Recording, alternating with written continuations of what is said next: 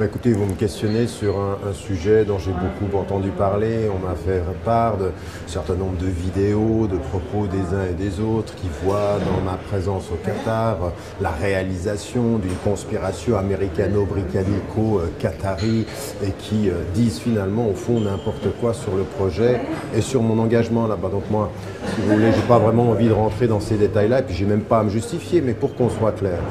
le départ de l'ensemble de ce projet, c'est que moi j'ai écrit un livre qui s'appelle La réforme radicale avec un certain nombre de questions. Ce que je dis aux musulmans partout dans le monde, faites des institutions et faites en sorte de pouvoir travailler en ouvrant des espaces. C'est ce que j'ai fait. Là j'ai la possibilité de traduire dans les faits un espace où avec des savants du monde arabe, du monde asiatique, du monde occidental, eh bien on peut réfléchir sur l'éthique appliquée. Et donc quand je me suis engagé là-dedans, parce que moi mon poste aujourd'hui c'est que je suis prof à l'université d'Oxford et mon salaire il vient de là, il vient pas du tout, je n'ai pas de salaire dans le travail que j'ai fait, même de l'accord qui était comme professeur invité au Qatar, il est par l'université d'Oxford. Donc mon salaire, qui est encore un tiers de ce que je pouvais gagner quand j'étais prof en Suisse,